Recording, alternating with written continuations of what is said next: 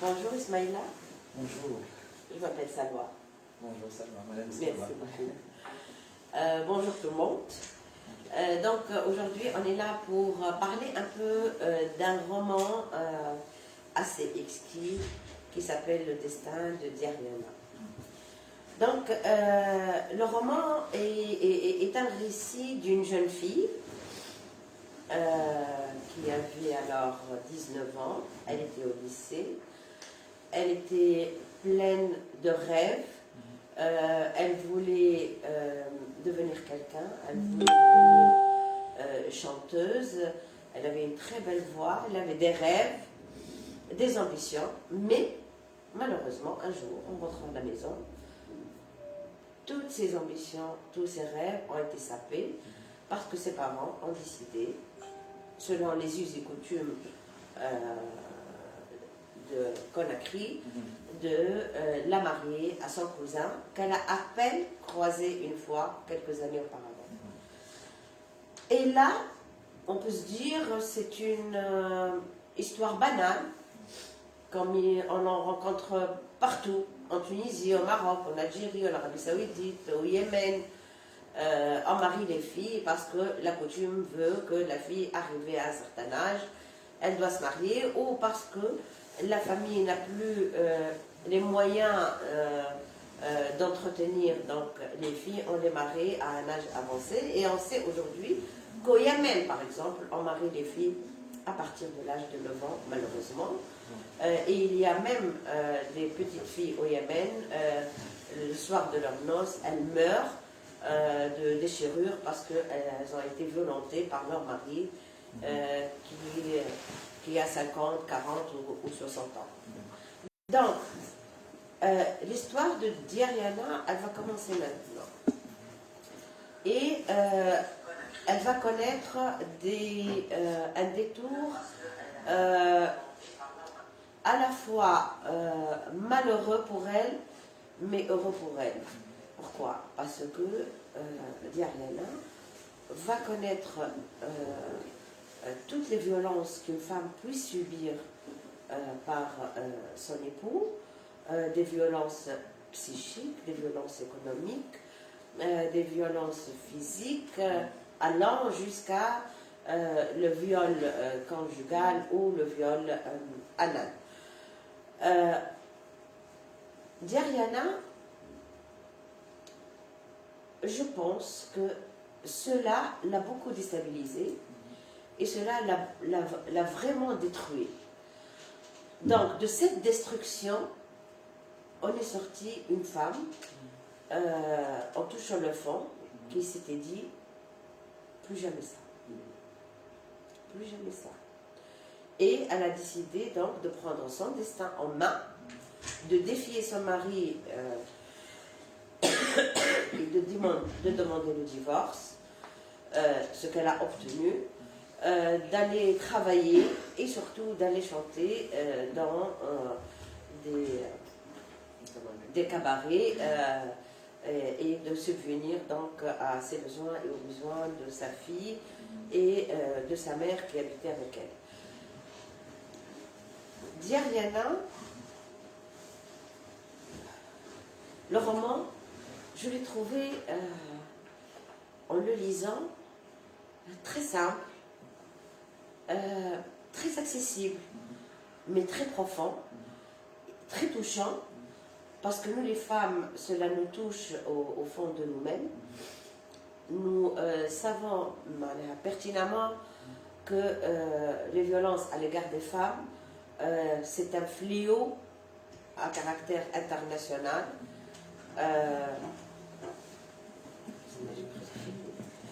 C'est un fléau à caractère international.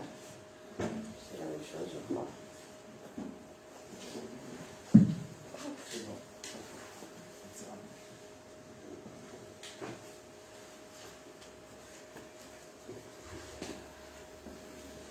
Donc, c'est un fléau, la violence à l'égard des femmes est un fléau international.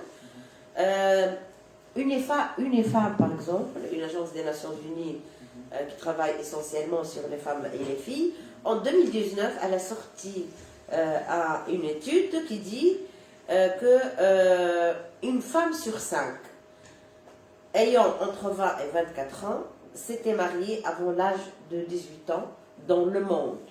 Donc une femme sur 5. Nous savons aussi que plein de femmes en Europe et ailleurs meurent sous les coups de leur conjoint intime, de leur mari, de leur père, de leur frère, etc. etc. C'est la violence à l'égard des femmes.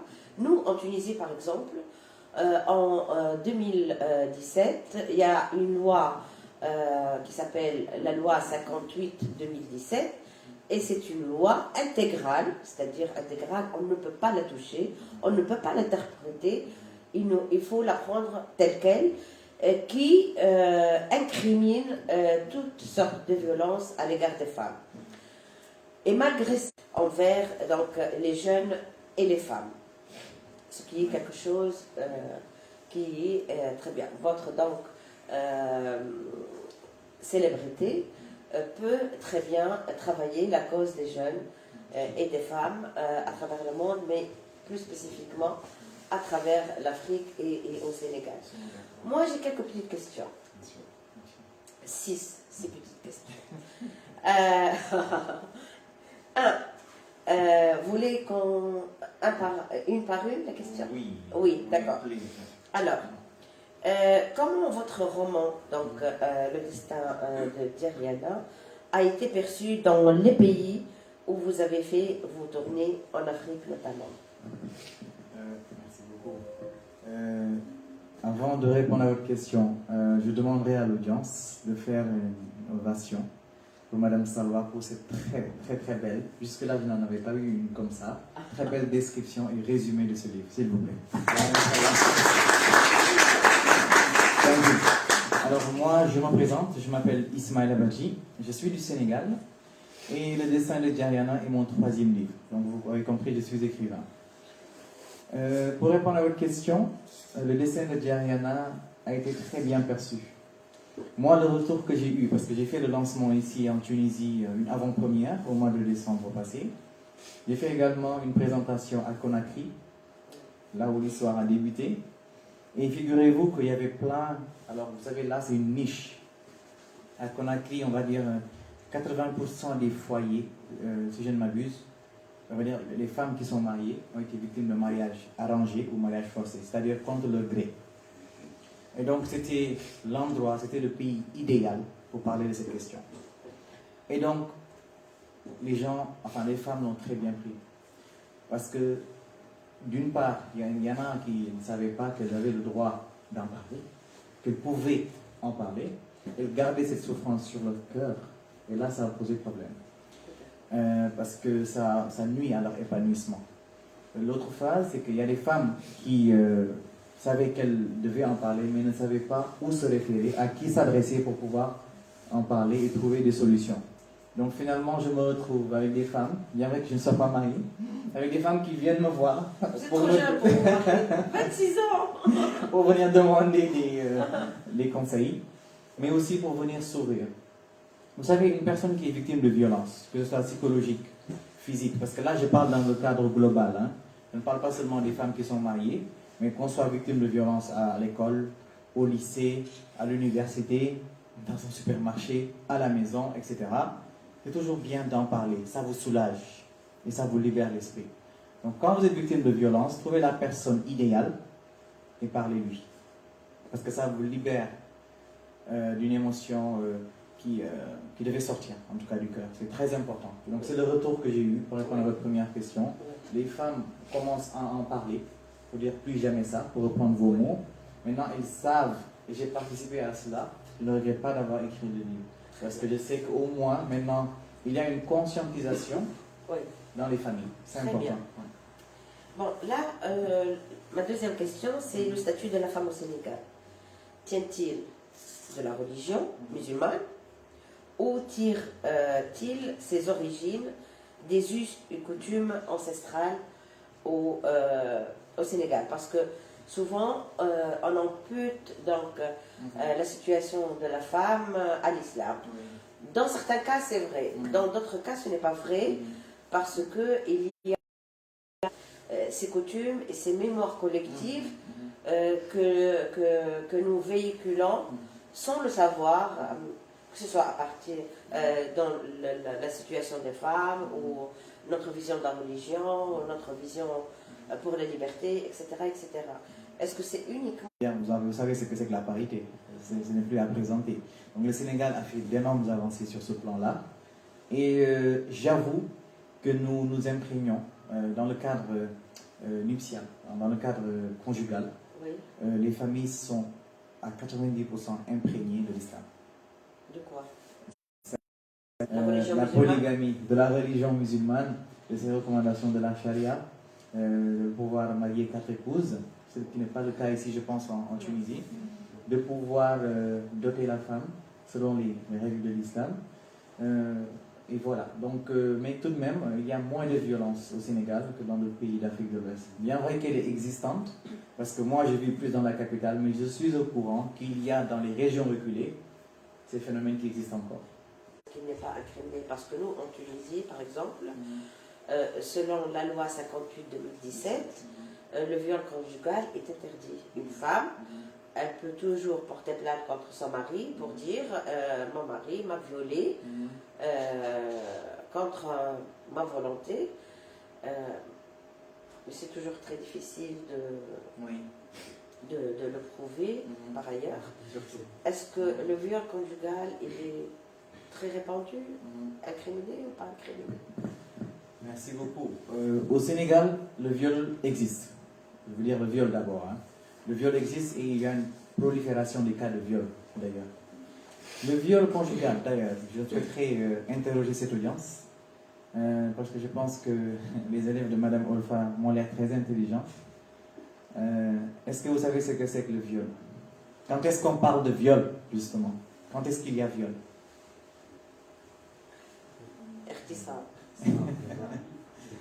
Je ne parle pas arabe, hein, désolé. Je connais que quelques mots. Qui peut nous définir ce que c'est un viol? Qu'est-ce que c'est que le viol, justement? Dans quel cas, je vais reformuler ma question pour vous donner plus d'indices. Dans quel cas une femme peut réaliser ou bien peut affirmer qu'elle a été victime de viol? Quand l'un des partenaires n'accepte pas... Très bien. Relation sexuelle. Hein? Relation sexuelle, c'est ça. Ouais. Donc il y a l'acceptation, autrement le consentement, et il y a relation sexuelle. Donc quand il n'y a pas de consentement lors d'un rapport sexuel entre deux personnes, il s'agit de viol. Parce que l'une des personnes n'est pas d'accord, on l'a forcé à le faire, parce que parfois, ce qu'il faut comprendre, dans le cas des viols conjugaux, c'est que l'usage de la force est très rare. C'est plutôt psychologique. Et au Sénégal, le problème qui se pose, c'est que le viol est incriminé, bien sûr. Et on l'a eu récemment. Mais vous savez, c'est une chose de voter une loi et c'est autre chose de l'appliquer. Donc ça tarde encore et c'est très difficile, vous l'avez dit. Avec le viol conjugal, le problème c'est que c'est difficile entre un époux et une épouse de justifier qu'il y avait viol. Parce que ce sont des gens qui sont censés, dans le plus grand amour et dans la plus grande discrétion, avoir des relations normales.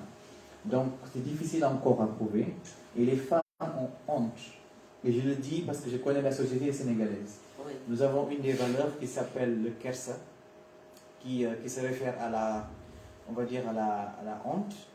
Je dirais pas, je ne sais pas comment le traduire exactement en français, mais les femmes ont honte d'aller à la police, ou bien même de se confier à leur propre mère pour leur dire que j'ai été victime de viol. Par peur peut-être?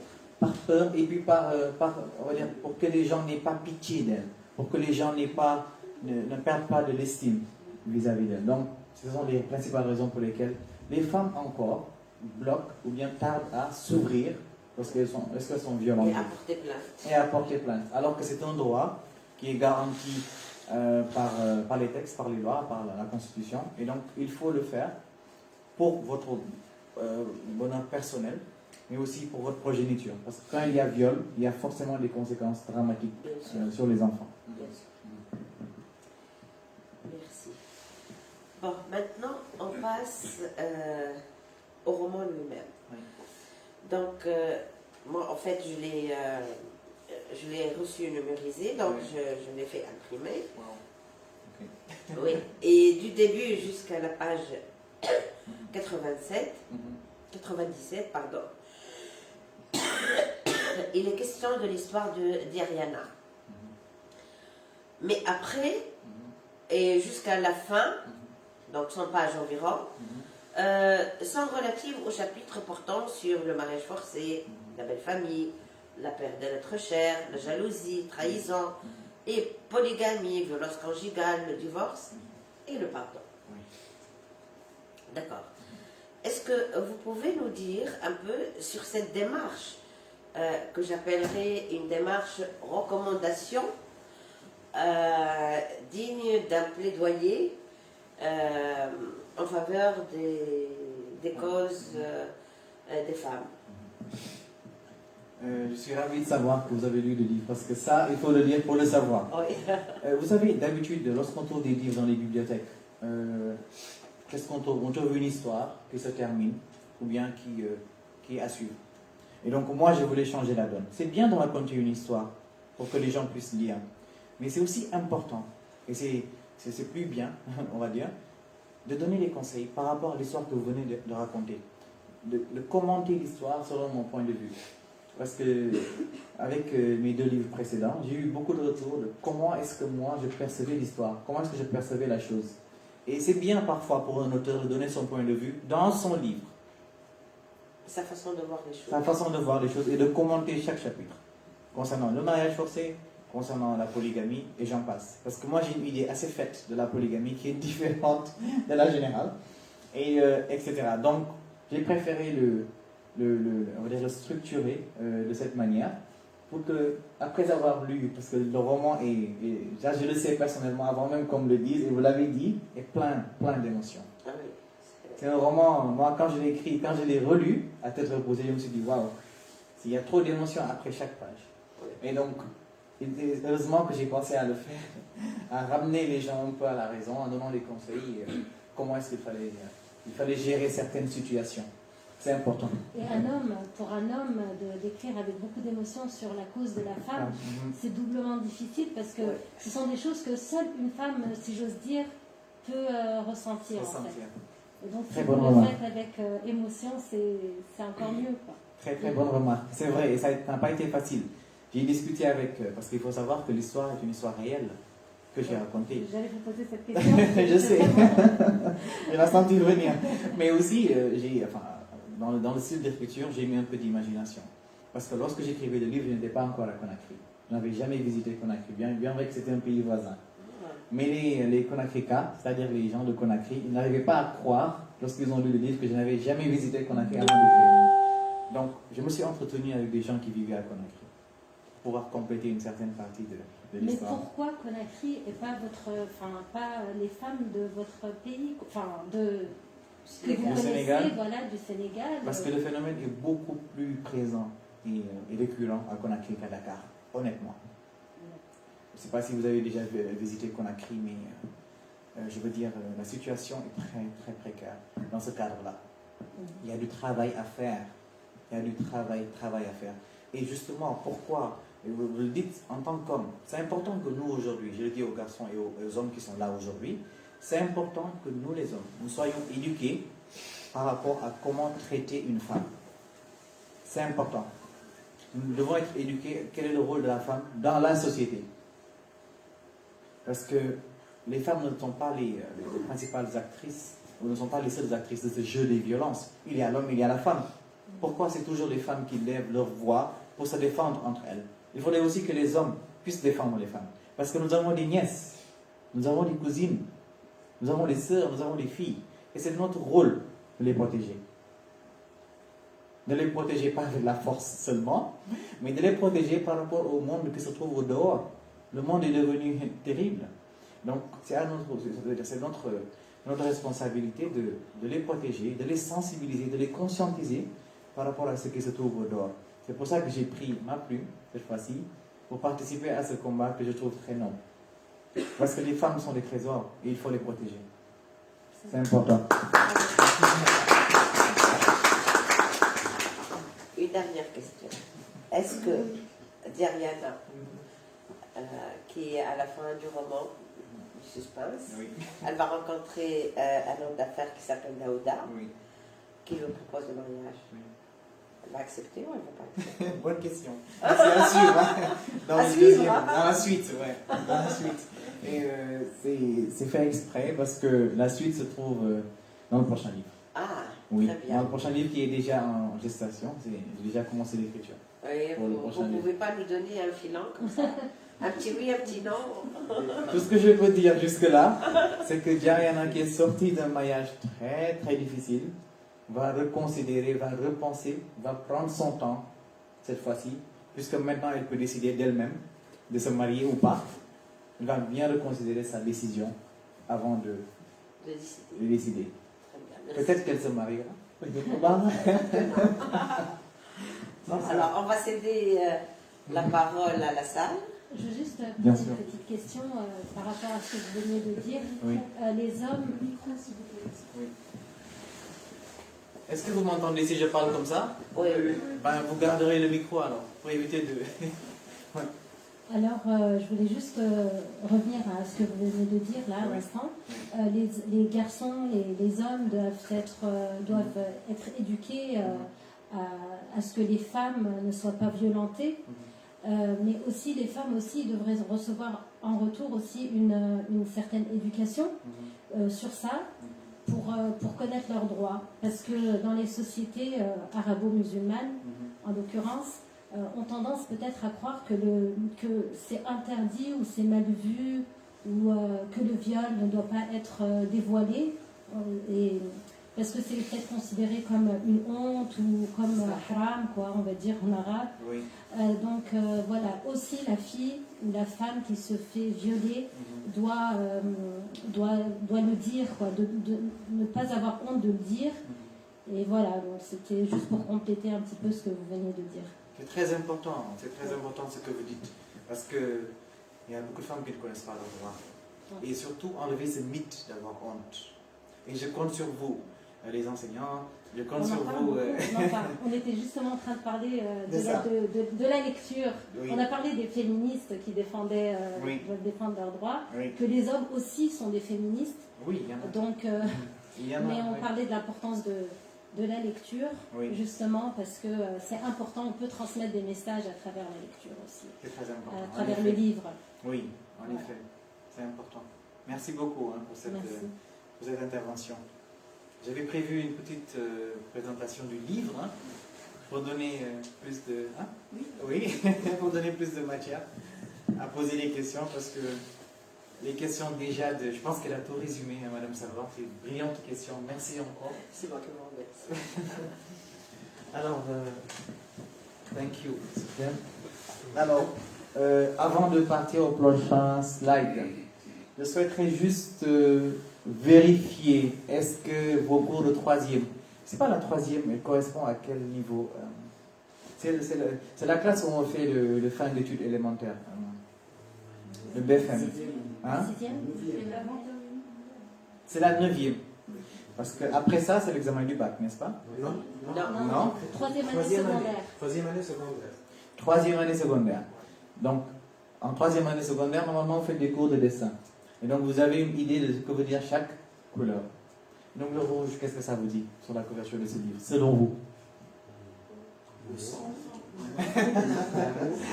Bon, très très bien. Qui l'a dit? C'est l'amour. Good job. C'est le sang aussi, hein, dans la globalité, mais surtout dans ce cadre, c'est l'amour. Donc, le rouge, je l'ai utilisé pour rappeler l'importance de l'amour, pas seulement dans les relations conjugales, mais aussi entre frères et sœurs, entre frères, entre sœurs, entre parents et enfants. Il faut qu'il y ait une touche d'amour dans tout ce que nous faisons. Il faut qu'on aime ses études, il faut qu'on aime les études, il faut qu'on aime son travail. Donc, il y a de l'amour dans tout ce que nous faisons. C'est important. Et ce livre est donc un plaidoyer en l'honneur des femmes. Je ne vais pas insister sur ça parce que Madame Salwa a vraiment bien détaillé ça. Donc voici la couverture du livre, Le destin de Diariana. Donc la femme qui a vécu l'histoire réelle, ce n'est pas celle-là, hein, pour vous rassurer. Ça n'a rien à voir. Mais c'est plutôt, il préférait utiliser cette personne parce qu'au moment, à l'époque où les faits se produisaient, l'actrice principale du livre, Diana, avait cette posture. Elle était très belle, elle était jeune, elle avait envie de découvrir le monde. Elle était, je ne sais pas comment dire en français, elle était fierce, elle était, je dirais pas agressive, mais elle en voulait de la vie, malgré les coups qu'elle a reçus. Donc c'est la raison pour laquelle j'ai choisi cette image. Next. Le livre, le format c'est du 15/21. Le nombre de pages, si je ne m'égare, c'est 179. Donc publié par les éditions Finesse. Ah, là c'est le prix guinéen. Donc en Tunisie il est à 30 dinars. Le titre c'est un roman, date de publication officielle. Le livre a été publié ce 4 janvier 2021, ici même en Tunisie. Et donc ça c'est le numéro de l'ISBN pour la publication. Et le pays de publication c'est la Tunisie. Donc le mariage forcé, le premier chapitre du livre. Dans le cadre du mariage forcé, j'ai partagé avec vous cet extrait que vous verrez ici. Et j'ai parlé de comment est-ce que Diana a été informée de son mariage. Elle va à l'école avec ses amis, elle rentre à la maison, hop, lui a été donné un mariage. Qu'est-ce qu'on fait de ses ambitions de la personne? Je ne parle même pas d'une femme, mais qu'est-ce qu'on fait des ambitions de cette personne? Elle a le droit de vivre, elle a le droit de mener la vie qu'elle souhaite. Donc, sa vie a basculé en l'espace de quelques secondes parce que ses parents ont décidé pour elle. Parce qu'il y a cette pression sociale. Donc c'est la raison pour laquelle j'ai publié ce livre pour briser la glace, pour que ce phénomène de mariage forcé, il y a également le phénomène de mariage arrangé.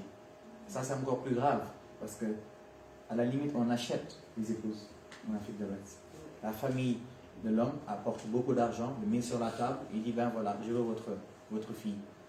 Si jamais il tombe sur une famille pauvre, bonjour les dégâts. Donc c'est un peu comme ça que ça se passe en Afrique de l'Ouest. Je ne sais pas la réalité ici en Tunisie. Ça ne va pas être bien loin. Un peu pareil partout avec des méthodes différentes. Ouais. Bien. Prochain slide. La belle famille.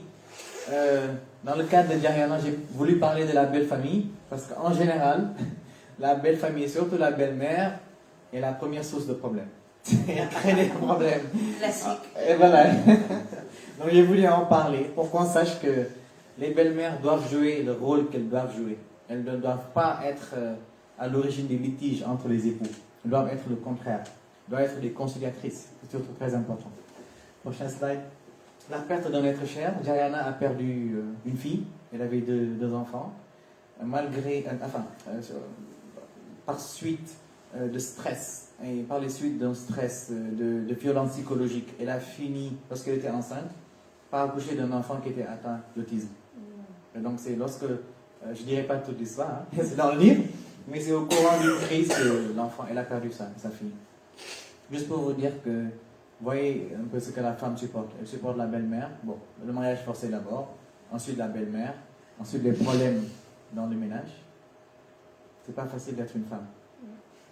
Et lorsqu'on dit que les femmes, Sofiane, tu me contrediras pas, lorsqu'on dit que les femmes sont le maillon faible, représentent le maillon faible de la société, c'est faux. Pas du tout.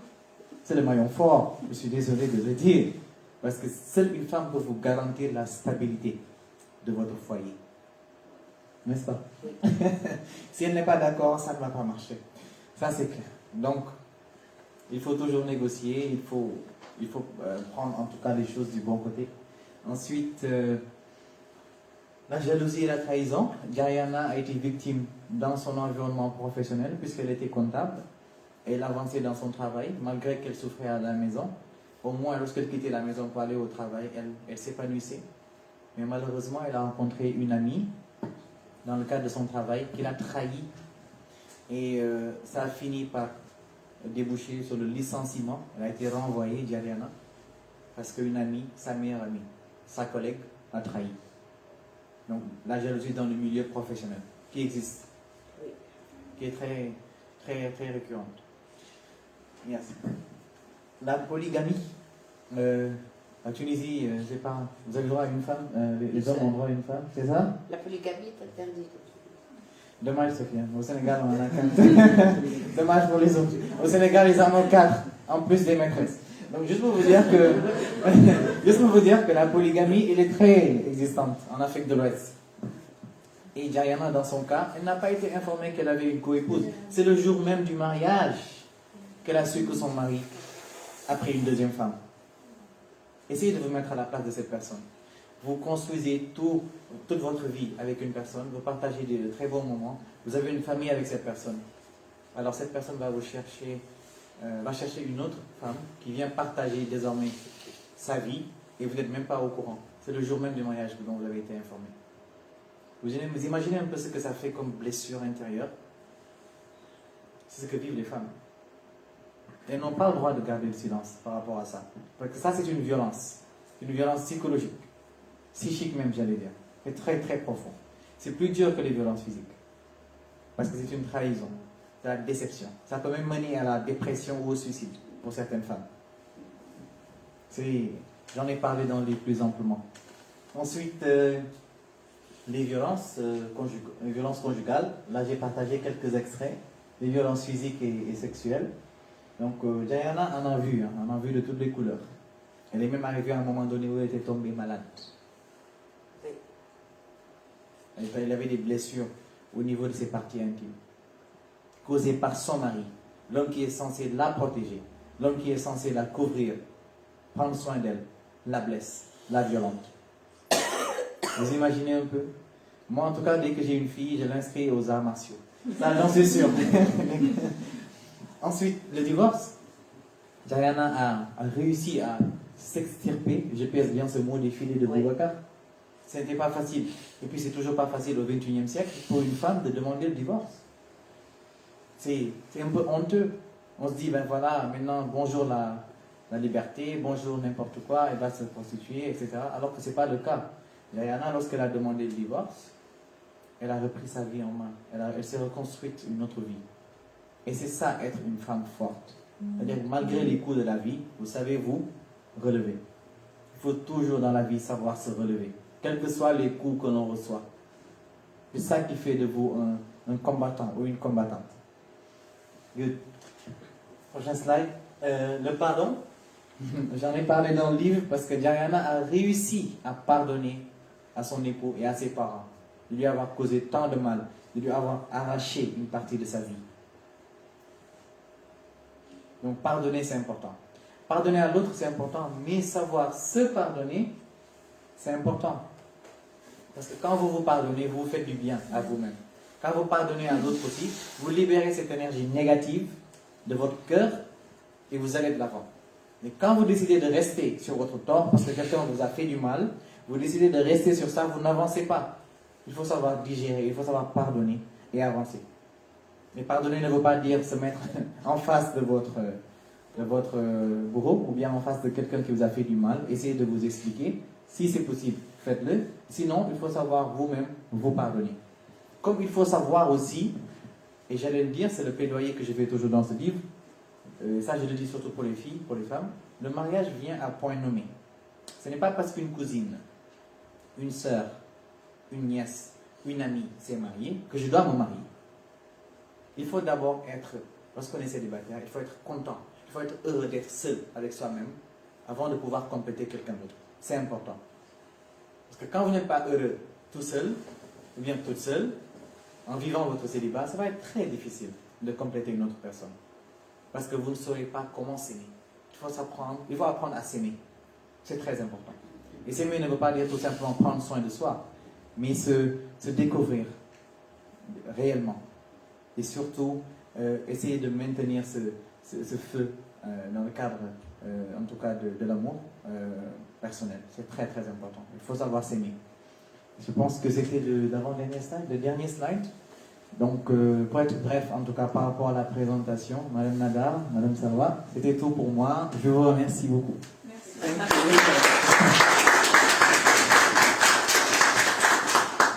Les questions sont les bienvenues. Vous en avez.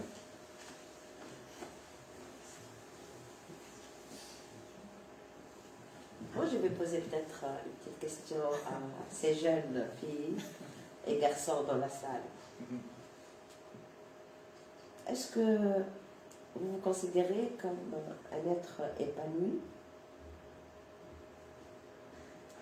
Est-ce que quelqu'un d'entre vous peut nous répondre si vous êtes épanoui ou pas? Si oui, pourquoi? Sinon, pourquoi? Les jeunes? Allô? Il refuse de réussir. Est-ce que vous êtes heureux et heureuse?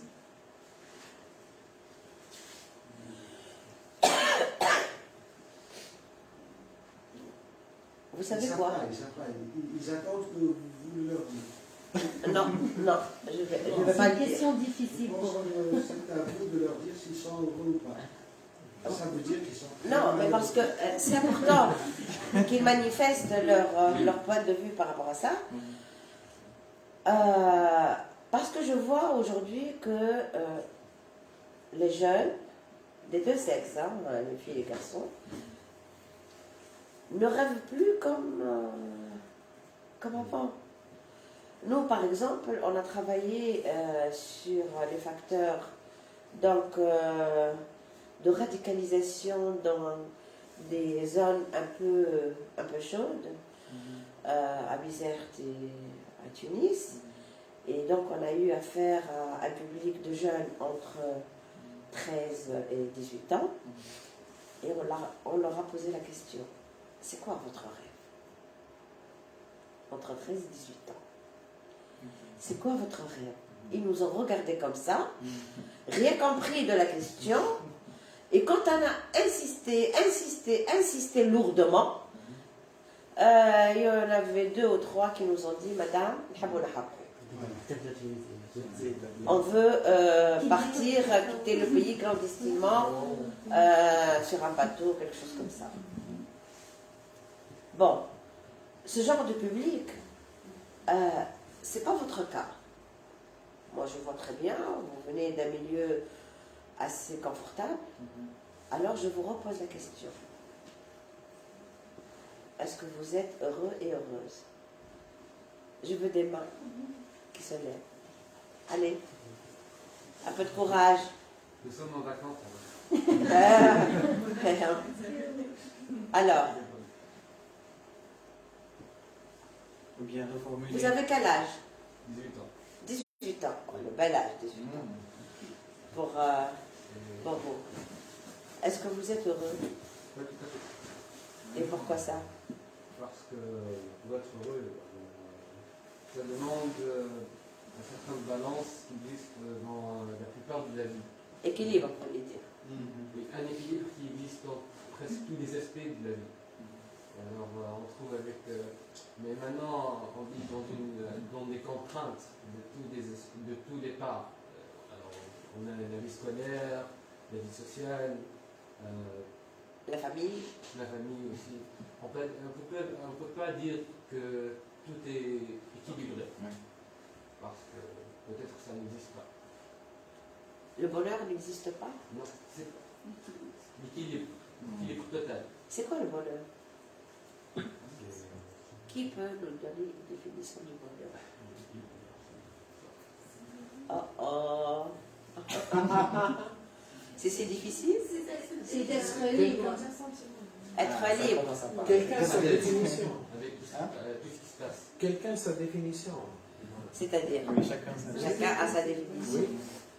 Oui, donnez-moi votre définition, c'est pas grave. On est là pour vous écouter. À force de penser à d'autres choses, j'ai jamais posé la question où je trouve mon bonheur, mon propre bonheur. Alors, c'est quoi le bonheur?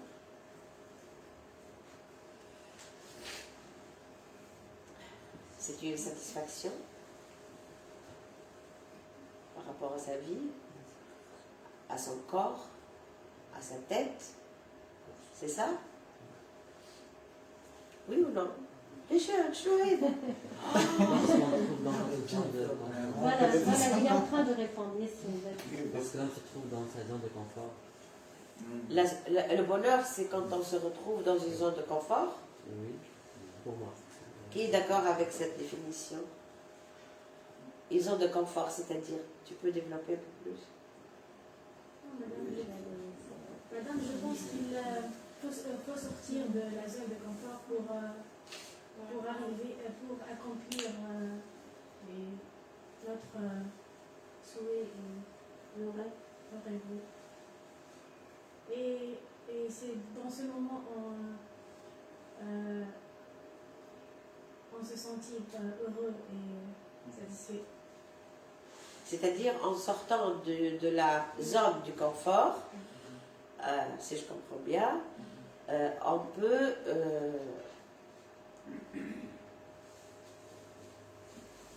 se retrouver, c'est ça? Oui. C'est ça? On peut se retrouver? Et c'est ça Je le crois bonheur? qu'elle veut dire être autonome et responsable. Hein? Être autonome et responsable? Non? Je Avoir pense le qu'elle courage. veut dire on ne saura jamais si on aime quelque chose ou pas avant De l'avoir testé. faire. That's good. Oui.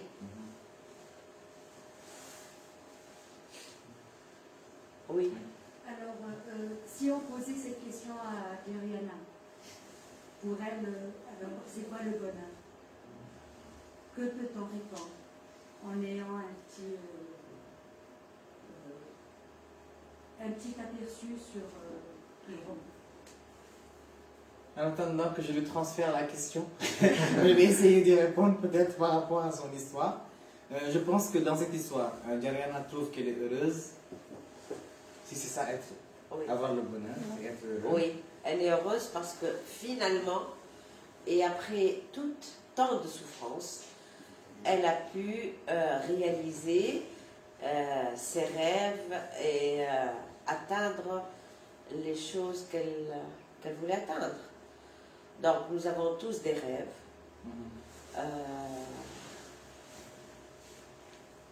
On a envie de les réaliser, ces rêves.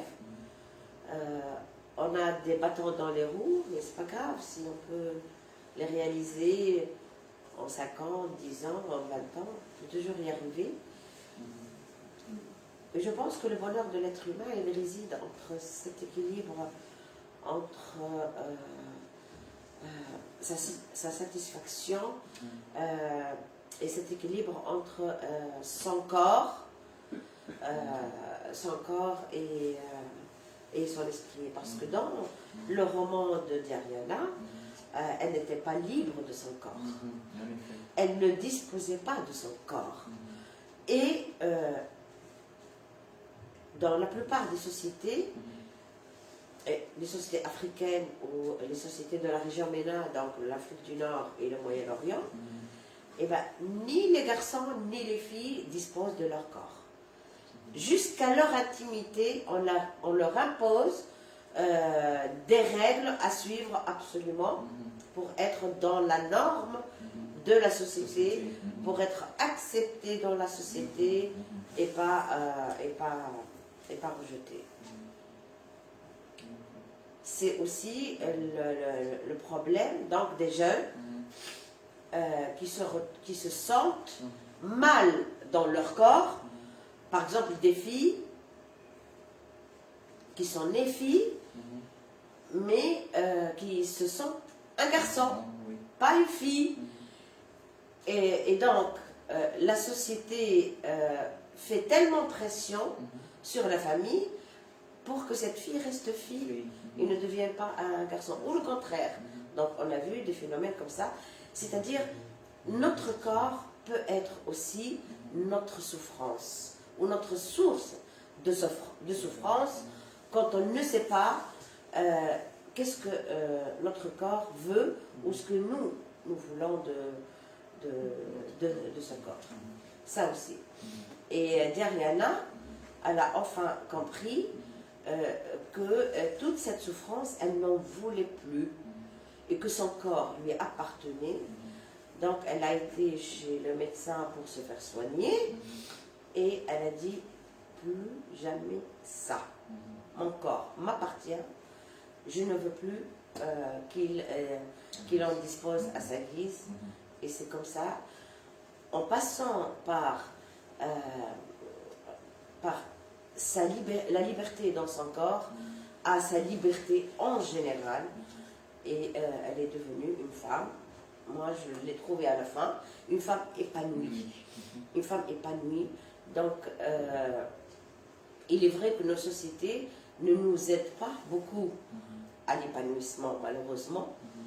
Mais il faut toujours trouver des zones d'épanouissement, trouver l'équilibre entre ce que nous voulons, ce que les autres veulent de nous, pour atteindre des petits bonheurs, par-ci par-là. Son corps, c'est important. Le corps, oui.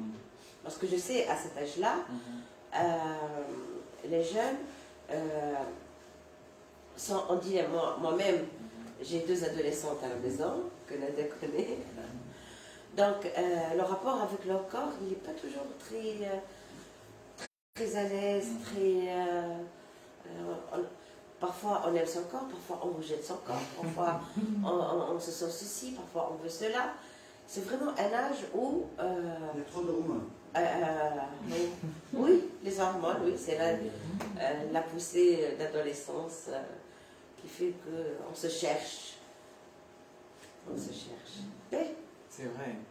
Et pour parler de son corps, d'ailleurs, je vais juste rebondir sur ça. Actuellement, nous sommes au XXIe siècle. Moi, j'en ai fait personnellement l'expérience et j'ai fait un constat, tant sur les femmes que sur les garçons, sur les femmes que sur les hommes. Après l'âge de l'adolescence, un homme doit faire de la musculation pour pouvoir être perçu dans la société. Comme un homme viril. Comme un homme viril. Avec les muscles. N'est-ce pas?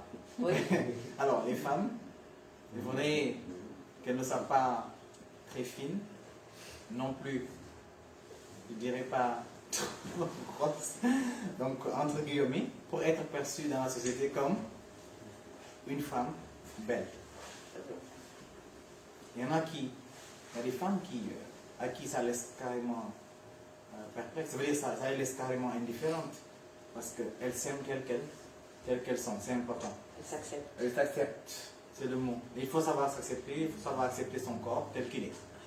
Et dans le cadre de Jayana, Jayana a tout simplement, a non seulement trouvé son bonheur dans son corps, dans la liberté de son corps, mais aussi dans son travail. Et moi, je me retrouve un peu dans l'histoire de Jayana. Parce que moi, personnellement, ce qui fait mon bonheur dans la vie, pour répondre à votre question, c'est mon travail et aussi moi-même. C'est mon plaisir personnel. Important. Avant les autres. C'est important de savoir ça. Et aussi, je suis content, et ça c'est une condition sine qua non, indispensable.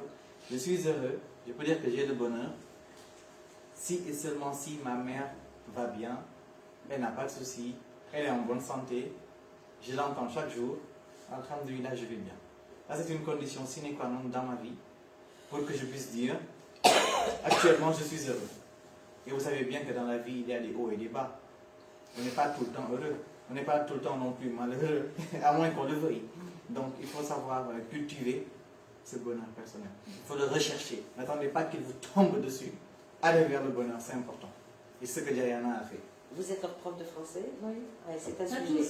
Ah, c'est un sujet, elle. Voilà. Allez, va le faire à le bonheur. C'est comme sujet. C'est un bon sujet. Hein? Ah oui, c'est un sujet d'actualité surtout. Oui.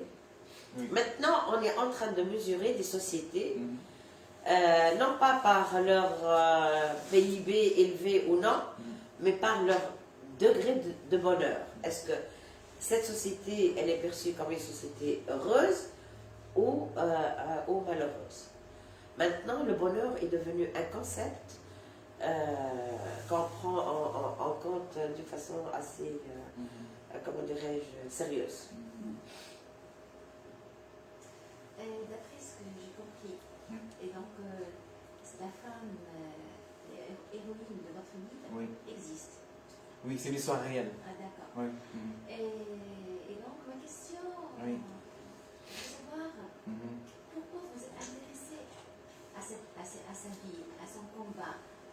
Il n'y a pas peut-être un homme qui dans son passé, il a souffert en silence, et donc il a senti la souffrance des femmes parce qu'il était vraiment très sensible à cette peine. Alors, la question c'est quoi? Est-ce que c'est pourquoi j'ai décidé d'écrire sur ça? Bien, pourquoi est-ce qu'un homme dans la vie de Jayana n'en a pas parlé? Bon, les écrivains sont rares, on n'en croise pas dans les rues tout le temps. Hein. Donc moi, j'ai décidé en tout cas d'écrire sur ça, pour répondre à votre question. Parce que j'ai fait un constat dans mon environnement immédiat. Moi, personnellement, je ne suis pas issu d'une famille qui a été victime de violence, que ce soit de mes parents ou bien de moi-même. Moi, déjà, je me fais violence, moi-même, déjà. Parce qu'avec les études et avec le travail, je sacrifie beaucoup de choses pour me faire violence. Donc, je n'attends même pas qu'on m'en fasse. Parce que nous sommes en Afrique, il faut travailler pour sortir la tête de l'eau. Il faut vraiment bosser très dur. Le temps, c'est de l'argent. Et donc, j'ai vu que des femmes ont été victimes de ça. Moi, je le dis parce que je le pense. Et je vais essayer d'instaurer la même chose dans ma famille. Si un jour je fonde ma famille, une femme, pour qu'elle soit vraiment épanouie, il faudrait, à part les tâches ménagères, qu'elle soit occupée à faire autre chose. Parce que la femme, elle est plus multitâche que l'homme. Elle a cette faculté de faire plein de choses en même temps, comparé à l'homme. Ça l'occupe, ça l'épanouit. Donc il faut l'accompagner dans ce sens. Et c'est ce que j'ai voulu dire dans ce livre. Il faut accompagner les femmes pour qu'elles puissent faire ce qu'elles ont envie de faire.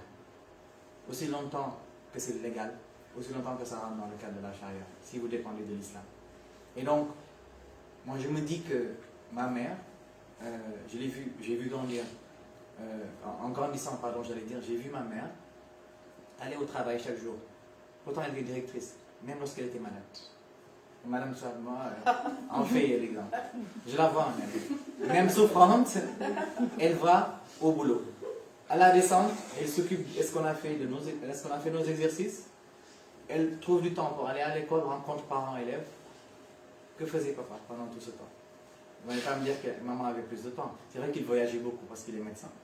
Mais tout ce que je peux dire jusque-là, c'est qu'en voyant ma mère grandir, en tout cas moi en grandissant, en voyant ma mère aller au travail, venir à la maison, ça a pu garantir, monsieur qui parlait de balance d'équilibre, ça a pu garantir un équilibre dans la famille. Et je veux la même chose pour ma famille. Parce qu'une femme qui est instruite peut garantir une très bonne éducation, alors une excellente éducation à ses enfants, plutôt qu'une femme qui n'est pas instruite. Comparé à une femme qui n'est pas instruite. Ça, c'est l'une des raisons pour lesquelles je veux que les femmes aient le courage de sortir de cette peine. Parce que personne n'a le droit de souffrir dans le monde. Nous avons tous aspiré à être heureux. Et donc, il faut chercher ce bonheur. Et on ne cherche pas le bonheur en acceptant la souffrance que l'on nous fait chaque jour et en se taisant. Il faut en parler. Il faut que ça cesse. Il faut dire stop à ces violences. Et c'est dans cette logique que je me suis inscrit en publiant ce livre pour que les consciences soient éveillées. Mais aussi, ça c'est pour les femmes et les hommes aussi, parce que n'oubliez pas que les hommes aussi sont victimes dans le cadre de ces mariages forcés et arrangés. Aussi, oui. On oublie les femmes. Mais imaginez qu'un jeune homme vienne, imaginez qu'un bonjour, vos parents vous disent, là, écoutez, on t'a donné une épouse, tu vas épouser ta cousine. Tu ne la connais pas, tu ne l'aimes pas, tu en aimais une autre. Tu vas être obligé de la supporter. Et on sait bien que dans la société, les hommes pleurent moins que les femmes. Et à la limite, ils ne pleurent même pas. Ils prennent sur eux. On prend sur nous. Ça, c'est la nature masculine. Et donc, les hommes aussi sont victimes dans le cadre des mariages forcés. Les femmes. Et malheureusement, parce qu'ils sont victimes de ces violences, de ces mariages arrangés ou forcés, ça se reflète, ça déteint sur leur ménage parce qu'ils font usage de la violence. C'est leur manière à eux de démontrer qu'ils ne sont pas heureux. Aussi longtemps qu'on cachera le jeu, ça aboutira à des conséquences dramatiques et regrettables. Donc, j'espère que j'ai répondu à votre question. Il faut soutenir les femmes. Les femmes ont besoin de soutien. La femme ne sera, moi je suis d'accord sur ça, la femme ne sera jamais l'égale de l'homme. Ce n'est pas possible. Je ne parle pas de charia ou de loi. Ça, c'est la nature humaine. Ce n'est pas possible. Il y a des choses que les femmes peuvent faire, que les hommes ne peuvent pas. Il y a des choses que les hommes peuvent faire, que les femmes ne peuvent pas. Dieu nous a créés différents. Si on n'était pas différents, il n'y aurait pas de sens. Là, je ne suis pas d'accord. Je sais, j'allais y venir d'ailleurs. Permettez-moi. Parce que, vous savez pourquoi je le dis? Parce que, vous savez pourquoi elle le dit, non? Vous savez pourquoi elle le dit? Elle est militante, elle fait la promotion, voit la différence. Mais tout de même, je veux dire sur ce plan-là que les femmes sont capables du meilleur comme du pire. Les hommes aussi sont capables du meilleur comme du pire. N'est-ce pas? Oui. On va rester copains, Ismaïla. Juste pour vous dire que c'est ça en tout cas. J'espère que j'ai répondu à votre question. Très bien. Vous avez d'autres questions? Mais je pense que la violence est partout dans le monde. C'est-à-dire, Oui. vous avez parlé de votre pays, mais dans tous les pays, même les pays européens, et donc les femmes, il y a un autre aspect de violence, mais ils souffrent de violence conjugale, de violence, viol sexuel. Oui, oui. Et donc la femme, dans tous les pays, soit qu'elle soit pays développé ou Non. sous-développé, elle a victime toujours la femme. Et là, je pose la question, pourquoi cette femme-là, qui dans tous les pays du monde, quoique si elle est développée ou n'est pas développée, toujours elle est victime? Pourquoi? Je me demande. Parce que... Les meurtres, chaque 3 secondes, il y a une femme qui... Oui. Oui. Pour l'une des raisons, s'il vous plaît.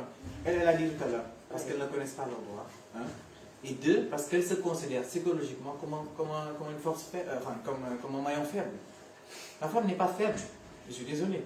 Quand je dis faible, je ne fais pas usage à la force. Je ne fais pas allusion à la force. La femme n'est pas faible. L'homme non plus n'est pas faible. Mais c'est parce que c'est une question de mentalité. Et d'éducation aussi. L'éducation aussi. Parce que dans nos sociétés africaines, ça c'est encore plus grave. Et j'ai bien beau être optimiste, mais je me dis qu'on n'est pas encore sorti de l'auberge. Parce que là-bas, les sociétés, ils disent qu'à l'homme, tu n'as même pas le droit dans la maison. Par exemple, lorsque j'ai un garçon et une fille à la maison, dans l'éducation de base, dans la maison, je me dis que c'est la fille qui doit toujours travailler aider pour les tâches domestiques. Les hommes, ils sont là, devant le foot, et devant la Game Boy ou bien quelque chose. Et donc, je ne dis pas que les hommes doivent travailler comme les femmes, mais ce que je veux dire par là, c'est qu'on doit leur donner des chances égales. Moi, personnellement, j'ai vécu la chose. Chaque 15 jours, la femme de ménage ne venait pas à la maison. Donc moi, c'est ma mère parce que ma grande sœur, elle est partie en mariage très tôt. Enfin, c'est un mariage voulu quand même. Mais tout ce que je peux dire par là, c'est que je ne pouvais pas supporter de voir ma mère toute seule travailler dans les tâches domestiques. En plus de son travail sur sa machine le soir. Donc c'est par compassion, c'est par amour que j'ai voulu l'aider. Et là j'ai appris beaucoup de choses. Comment cuisiner, aujourd'hui je sais comment cuisiner quand je voyage, je cuisine pour moi-même. Mais surtout je sais comment respecter une femme, comment traiter une femme, c'est important. Les femmes, je vous dis, les femmes sont difficiles. Ça je ne vous le cache pas. Mais est-ce qu'on vous l'a appris, on vous l'a inculqué dans votre éducation? Absolument, c'est ça. Ou c'est par amour pour votre mère que vous avez appris à aimer les femmes? C'est les deux. C'est l'éducation et par amour aussi. Et pourquoi je dis l'éducation? Parce que mon père, à aucun moment, il ne s'opposait lorsque ma mère nous demandait de venir faire cette tâche ménagère, bien qu'on était des hommes. Parce que j'ai un frère et une soeur. Donc, monsieur le dernier, j'ai toujours vu qu'on nous traitait de la même manière, homme comme femme, dans le cadre des travaux, dans le cadre de savoir comment parler à une femme et comment parler à un homme qui était différent, comment se comporter comme une femme et comment se comporter comme un homme. Tout ça, c'est dans le cadre de l'éducation et c'est très important, l'éducation de base. Donc, il faut que les sociétés, surtout africaines, puissent inclure aussi les hommes dans le cadre des tâches domestiques pour qu'ils sachent ce qu'endurent les femmes. On ne peut pas juger, on ne peut pas parler de quelque chose sans savoir ce que cette personne est en train de vivre. Pour répondre un peu important. à la question de madame, pourquoi en Europe il y a des violences à l'égard des femmes? C'est tout simple, parce que ce sont des sociétés patriarcales, foncièrement patriarcales, où l'homme est érigé comme l'être suprême. Il y a des pays où la parité entre les hommes et les femmes, elle est vraiment, surtout dans les pays bas. Donc la Hollande, la Suède, etc. C'est là où on a beaucoup moins donc, de violence à l'égard des femmes. Et pour cause, c'est la situation de l'homme et de la femme sont plus ou moins donc, égalitaires, contrairement aux autres sociétés. Si on arrive à diminuer donc cet esprit patriarcal où l'homme est érigé en saïd, comme vous le savez, les choses commenceront certainement à bouger dans nos sociétés. C'est vrai. الكل كنت تعرفوا السيد ده؟ Non? Oui. Et bien, dans Pascal, c'est le patriarche par excellence. Tout le monde doit être à ses ordres, personne ne doit être.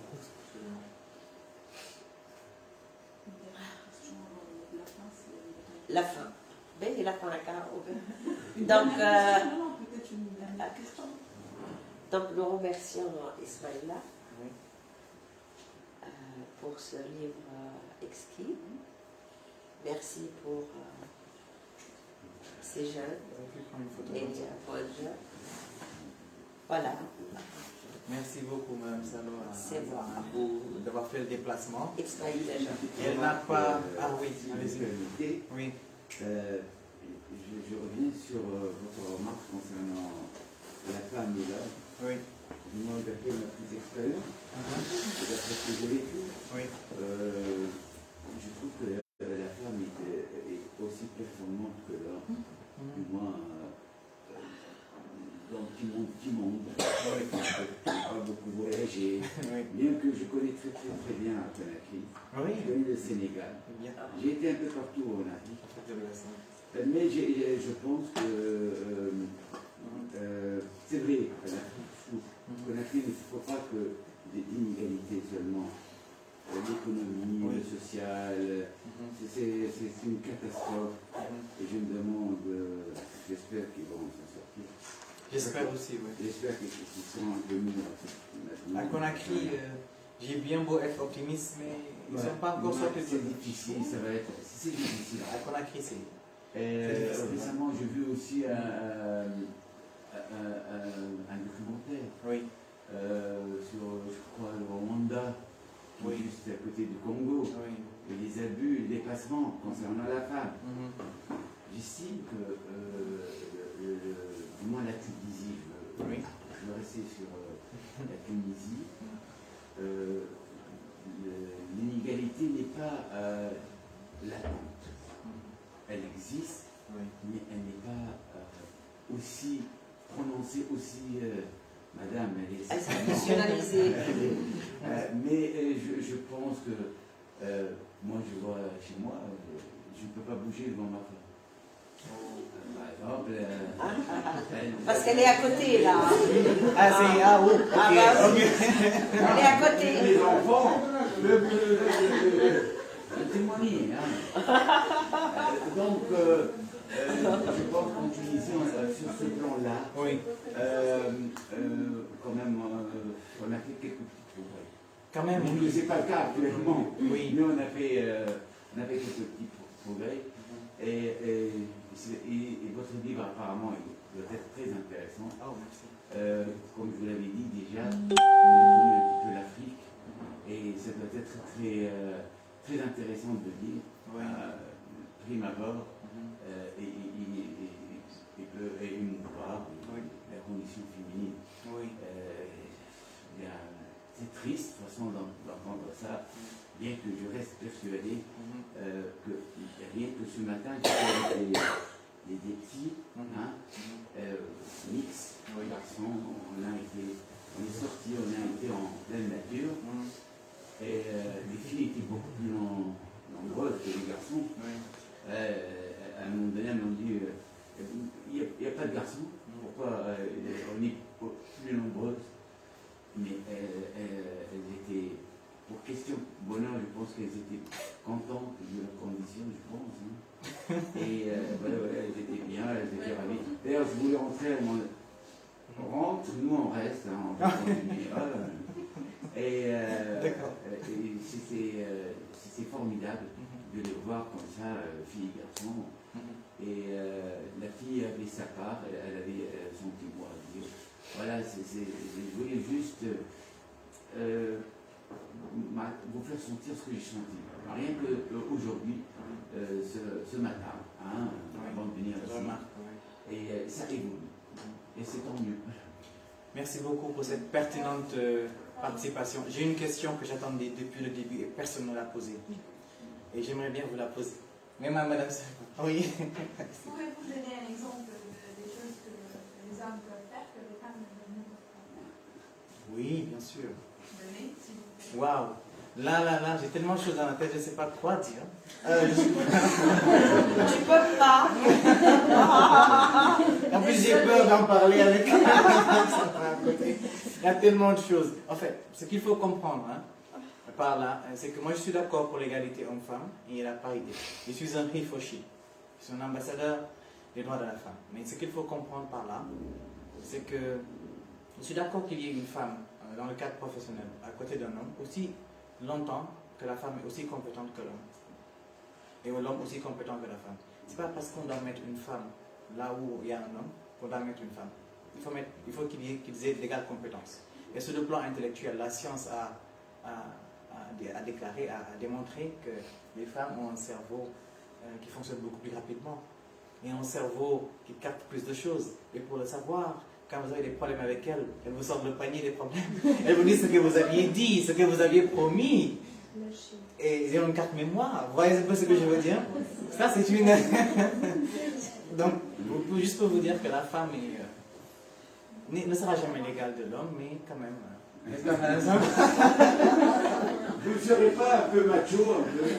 Non, pas du tout. Moi, je suis féministe. Si jamais on ne comprend pas féministe, défendre les droits de la femme, donner la parole à la femme dans la société. Alors, moi, ma question, si vous permettez, c'est... Je voulais entendre quelles sont les solutions pour arrêter cette violence. Ah oui.